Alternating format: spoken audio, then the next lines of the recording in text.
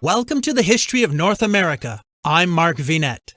God, gold, and glory motivated European nations to explore and create colonies in North America, particularly in the strongly Catholic nations of Spain, Portugal, and France. Religious zeal motivated the rulers to convert the native peoples and sanctify Christian global dominance. Join me as we unravel the truth, myth, legend, traditions, and mysteries surrounding the relationship between religion, commerce, and conquest at the beginning of European exploration and colonization of the North American continent. Like Italy's Holy Shroud of Turin, let's examine a North American venerated Christian relic in the form of a painting on cloth, or tilma, that many claim holds a blessed and sacred formed image associated with a series of 5 Marian apparitions in 1531, a decade after the conquest of Mesoamerica by Spanish Conquistador Hernan Cortez. Known as the Virgin of Guadalupe, this venerated image on a cloak became a recognized symbol of Catholic Mexicans and is today enshrined within the Basilica of Our Lady of Guadalupe in Mexico City. The Basilica is the most visited Catholic shrine on earth and the world's 3rd most visited sacred site. Nathaniel Lloyd of the Historical Blindness podcast has graciously agreed to share his telling of this incredible, and some believe, miraculous story. The Marian apparition of Guadalupe and her fantastical portrait.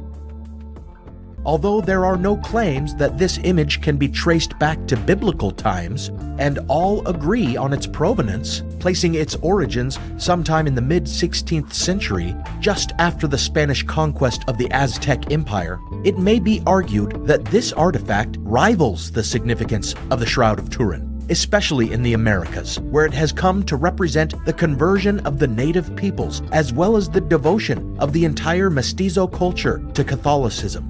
Depending on your faith and your country of origin, you may already know what this artifact is. But the name by which you call it may also depend on your culture. Perhaps you call it an ayate, or perhaps a tilma, or perhaps you call it a her, and with love refer to her as Our Lady, or more specifically as the Virgin of Guadalupe. Regardless of what you call the image, its importance to the faith of a multitude of people is inarguable. And yet, there have been challenges made by historians to the legend of its origin, and by scientists to the claims of its miraculous nature. The Marian apparition of Guadalupe and her fantastical portrait. Legends of Marian apparitions, or the earthly visitations of Mary, Mother of Christ, stretch all the way back to the 1st century CE and have always been associated with the Spanish-speaking world.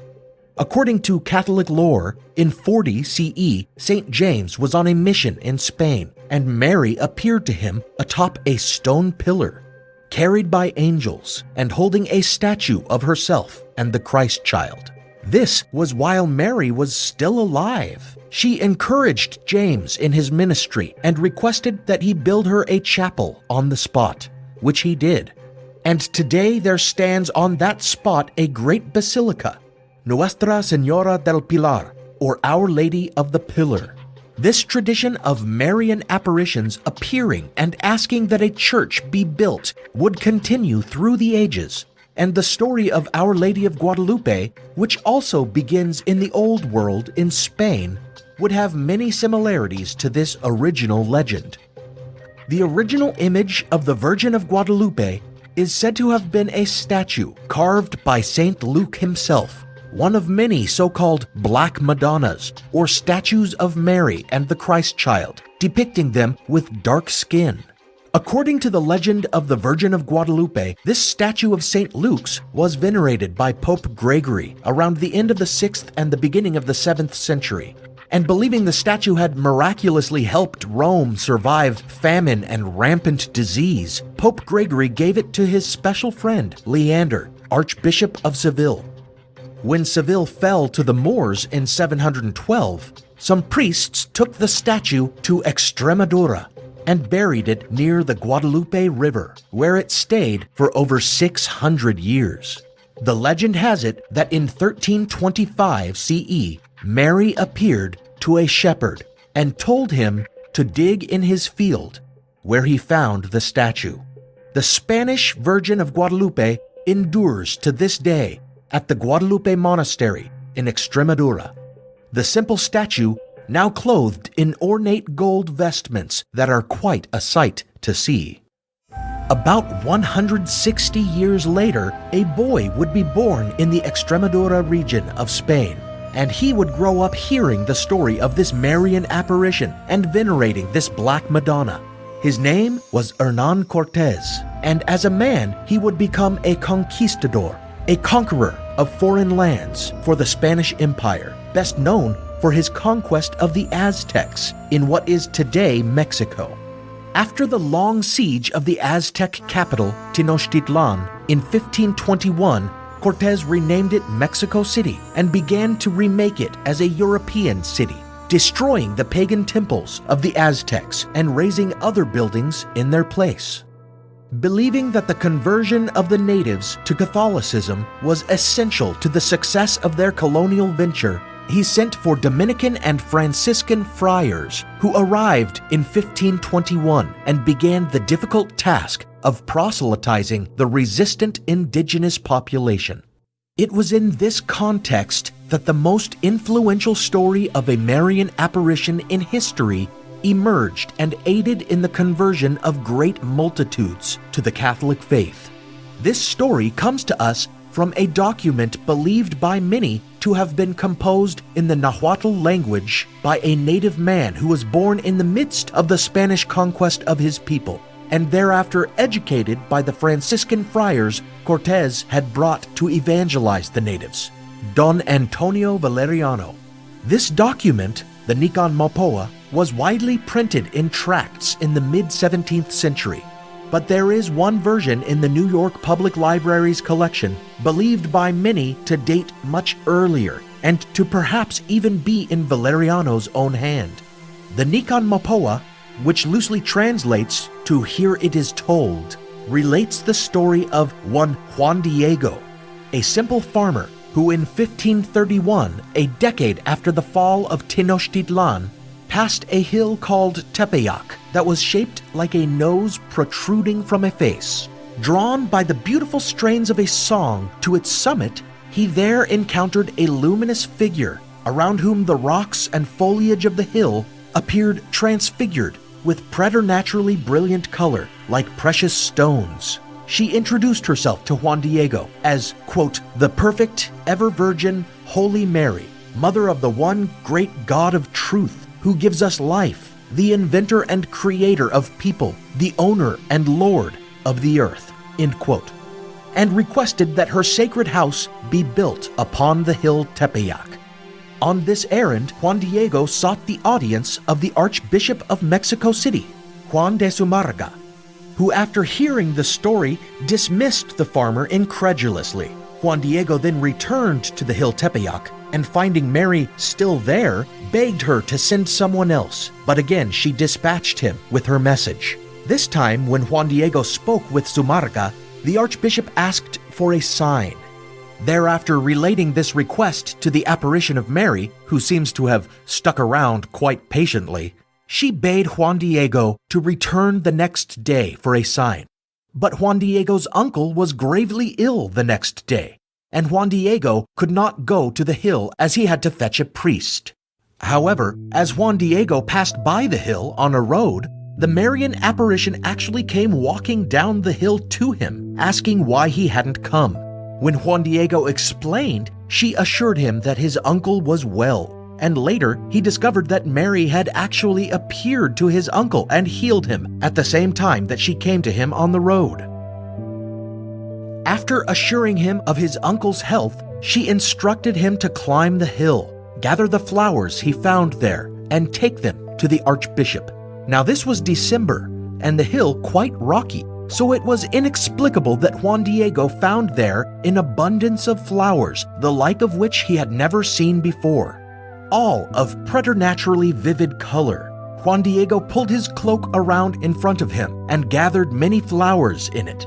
This cloak was called a tilma and was made of ayate, or roughly woven agave fiber. A practical garment, it was commonly used as a blanket to keep one warm when sleeping outdoors, and also to carry items to and from market, as Juan Diego used it when he carried the flowers to Archbishop Zumarraga. Upon releasing the tilma's burden, the Archbishop was surprised to see a pile of gorgeous Castilian roses, but this was not the true sign that Mary had given, for miraculously, where the flowers had come into contact with the cloth, an image of the Virgin Mary had been formed. There she stood, cloaked, her hands pressed together as if in prayer, her head bowed, and her face, dark of skin, looking very much like a mestiza, the offspring of a Spaniard and an indigenous person. Thereafter, the ayate of Juan Diego, with its image of Mary, became the central miracle of Latin America and the driving force behind the conversion of the native peoples to Catholicism. A church was indeed built on Hill Tepeyac, and today the Basilica of Our Lady of Guadalupe, a name that the Marian apparition apparently chose for herself, thus identifying her with the apparition of Extremadura, is the most visited pilgrimage site in the world, receiving as many as 20 million believers and tourists a year, many of whom approach on their knees. The famous tilma, with its breathtaking image, is there displayed for all to admire. Among the many supernatural properties attributed to the Guadalupe tilma is that the material should not have survived so long. Agave fiber cloth is known to be more fragile than other cloth and usually does not age as well because parasites are known to more aggressively feed on such fabrics. For example, paintings known to have been made on ayate canvases are recorded to have not lasted 10 years, even under glass. And yet, for its first 120 years, the Guadalupe tilma wasn't even protected by glass. During this time, a great many candles were likely burned near it, exposing it to damaging smoke, and countless people touched it directly with their naked hands. Yet not only has its fabric not deteriorated, but its color hasn't even faded. And the tilma has survived more than just time.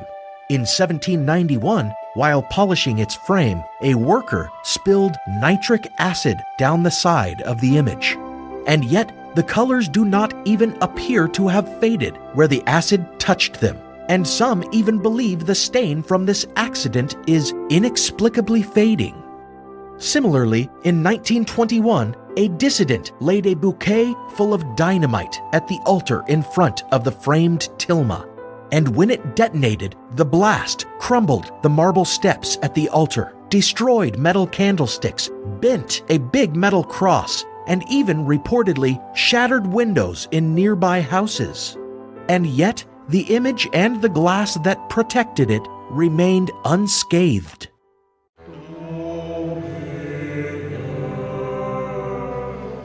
In the 1750s, an artist named Miguel Cabrera examined the tilma and painted copies of the image. It was his opinion that no artist in his right mind would have chosen this particular ayate as a canvas, as seams are traditionally hidden in painting canvases, but the tilma has a prominent seam right down the middle. Moreover, he believed that no human artist could reproduce the manifold techniques he saw at work in the image, which included the weaving of pigmented dust into the very fabric, a technique unfamiliar to him, and all on fabric that looked like it had received no imprimatur or preparation layer, treating the fabric to better receive paint. Rather, the tilma's weave is open and see-through, and remarkably, the many knots and imperfections in the fabric have been perfectly used to create volume in the image, for example, in Mary's lips and nose. Many agree that this is a masterful artistic accomplishment, bordering on uncanny, as the canvas and the image would have had to have been planned flawlessly to take advantage of these textures. And the unusual claims don't end there. The Guadalupe tilma, like the Turin shroud, has been the object of much study, resulting in much apparent mystery. In 1936, Nobel Prize-winning chemist Richard Kuhn examined two colored fibers and said he couldn't determine the origin of their pigments, claiming they weren't animal, vegetable, or mineral. In 1946, a Dr. Tortolero of the Institute of Biology studied the image under a microscope and asserted that there were no indications of any brush strokes. Then, in the 1980s, Professors Jody B. Smith and Philip Cerna Callahan used infrared photography to analyze the image, claiming to confirm what many had already asserted. The fabric has received no preparation, and there are no brush strokes, as though it were created all at once, instantaneously. Considering the fact that details of the image can be seen even on the reverse side of the fabric, it would even appear that there is not more than one layer of pigment present. The attribution of sensationally complicated, essentially humanly impossible design details continues. Some say constellations can be matched up with the star field on her cloak and other points in the painting, supposedly reproducing constellations in their position at the time that Mary made her appearance. However, these constellations could not be matched until they were considered in reverse, as though seen not from Earth, but from beyond. Furthermore, mathematicians have claimed to find perfect geometrical shapes on the tilma, corresponding to the so-called golden ratio. And one claimed that he was able to decipher actual musical notes encoded into the image, resulting in so-called celestial music. And Peruvian engineer Jose Tonsman, building on previous theories, claims to have discovered through digital image processing that images of figures corresponding supposedly to Juan Diego and the Bishop Zumarraga appear reflected in Mary's eyes, just as they would be in real human eyes. This cavalcade of supernatural claims does much to wear down one's skepticism. But of course, there is good reason to consider the tilma's origin story dubious and to hold all of these fantastical assertions suspect. First, the simple fact that Cortes and his Franciscans were actively seeking ways to encourage the conversion of the indigenous peoples, and that the story that eventually emerged was strikingly similar and indeed directly connected to a Marian legend from Cortes's home in the Extremadura region of Spain, is suspicious in the extreme. There is still some controversy over the authorship of the Nican Mopoa, as well as debate over the embellishments and additions it may have seen through the years. In this context, the fact that the image appears to be that of a mestiza Mary might be seen as a purposeful manipulation on the part of ecclesiastical authorities to appeal to the native population of the newly established Mexico City, and to the mixed-race generations to come. Moreover, a common effect of colonialism was something that has been called syncretism, when conquerors grafted their culture onto the existing culture. Some have pointed out that previous to Spanish conquest, Tepeyac Hill had been home to an Aztec temple to a virgin goddess called Tonantzin. Thus, when Cortes called for the destruction of Aztec temples and the raising of Catholic temples in their place, dedicating this site to a comparable figure might have made the pill a bit easier to swallow. And of course, Cortes would have thought of his own beloved Lady of Guadalupe.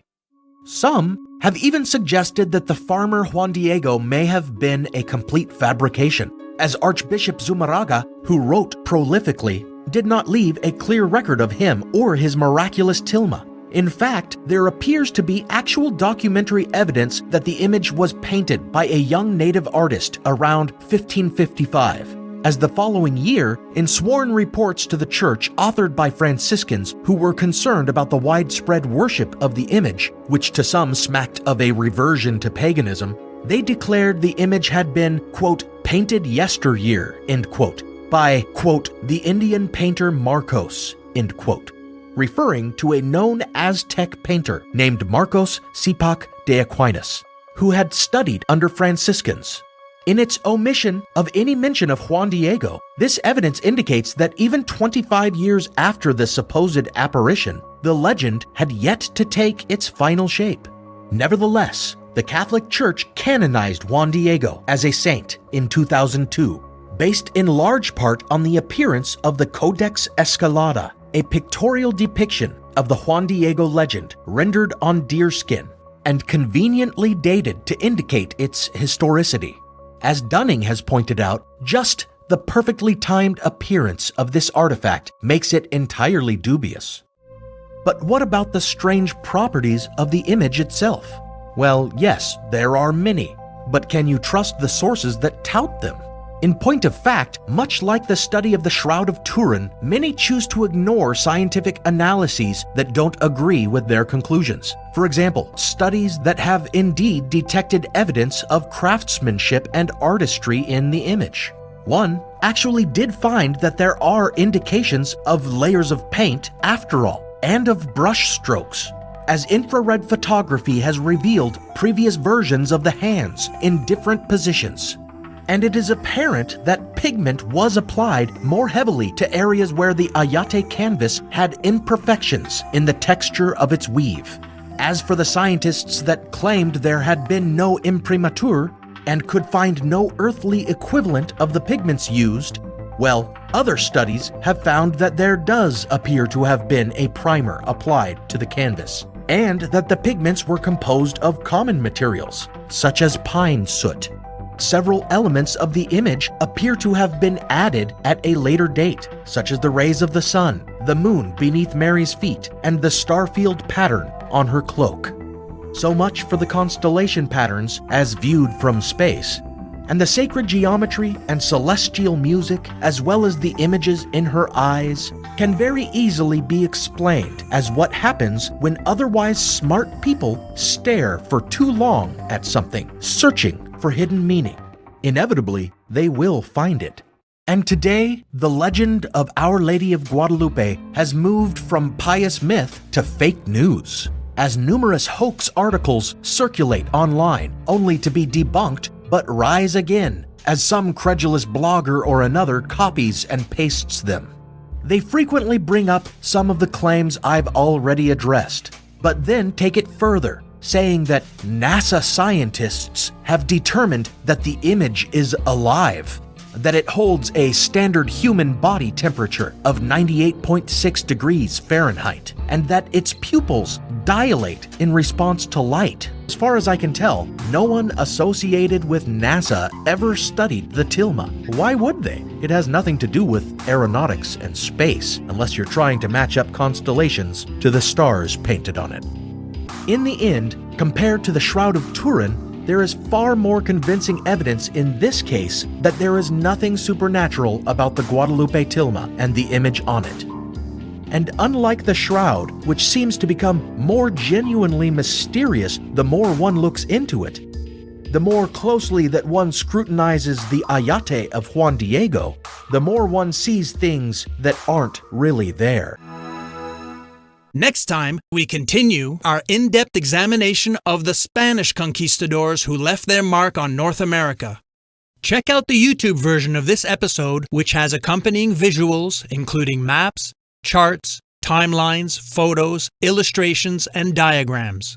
I'm Mark Vinette, and I hope you're enjoying the ride.